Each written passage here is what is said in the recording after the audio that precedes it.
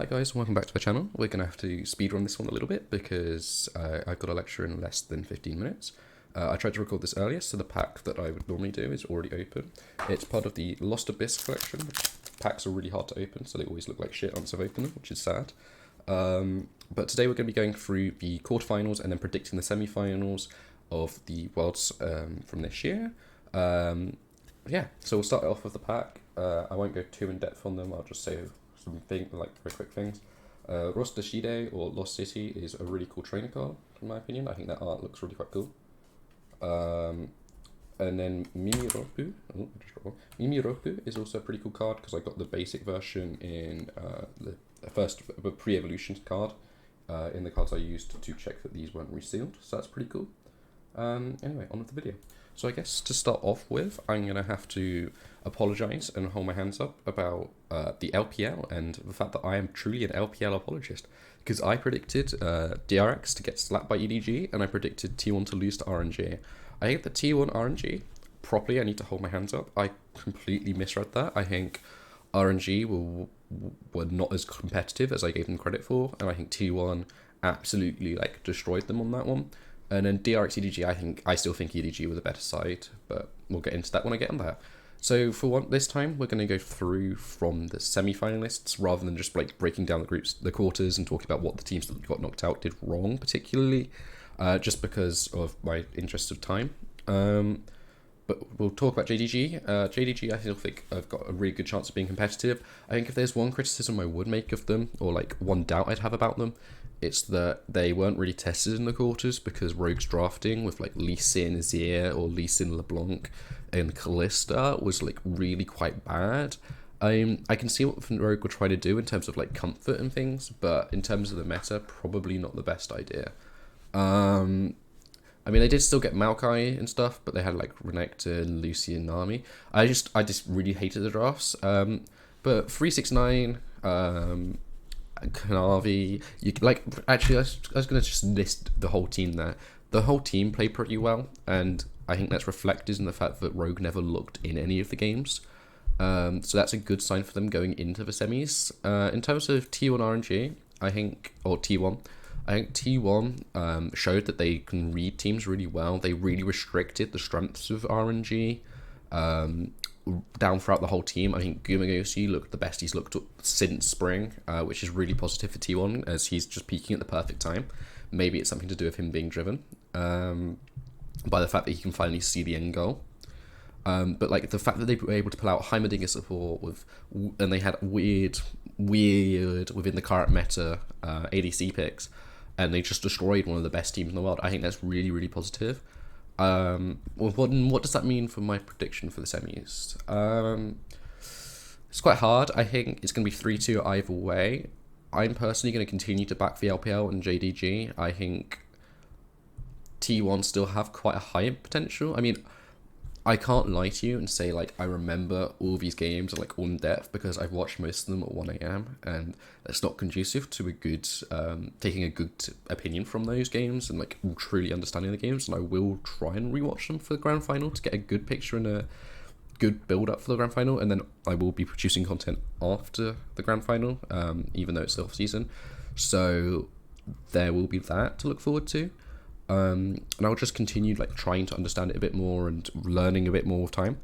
But I think I back JDG. I think T1 can't prepare enough to win five games against JDG. I think they might be able to do quite well for the opening 3-4, but that's not going to be enough to beat one of the best teams in the world. I think JDG probably have enough to outdo T1. I mean, with if Gumayusi continues to just improve and Faker is improving, they're both improving at an insane rate within this tournament, then maybe T1 just slap JDG and I just look like a complete idiot, in which case I hold my hands up. But yeah. And then if we go to Genji DRX, I'm going to be honest and say there's not even too much point going into the previous games. I think Genji still slapped DRX.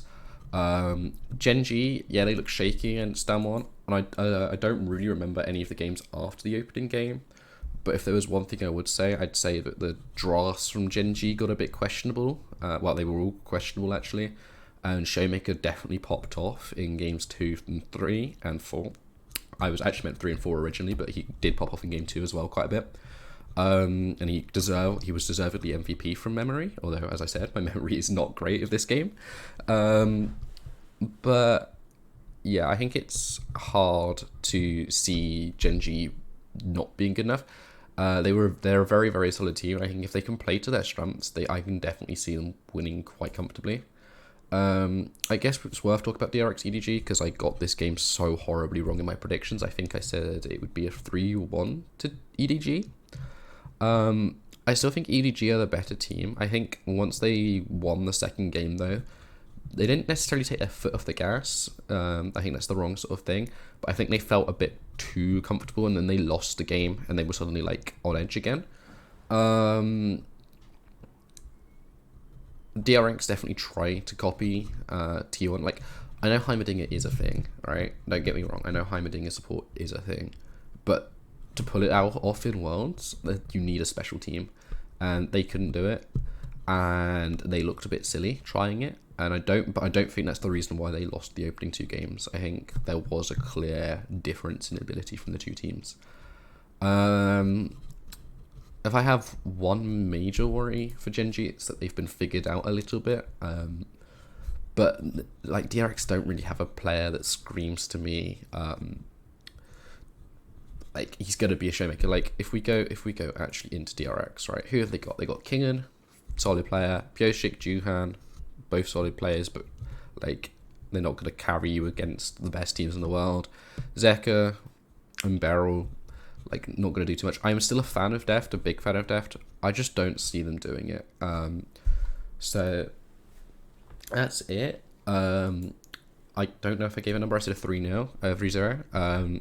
Which is being a lot braver than I was in the last round, because I even predicted the JGG Rogue game to be 3-1. So, and I had no faith in Rogue. So I think that tells you a lot about my opinions on this. Hopefully we can go ahead and see JDG Gen.G in the final, and I think that would be a really exciting grand final. Probably the most exciting one we've had for a few years, because I haven't found any of the previous ones exciting. Like relatively, like we didn't have the top teams. But that's it from me. If you have any critiques, you have any comments, feel free to leave them down below. If you'd like to like and subscribe, that would really do me a load of good.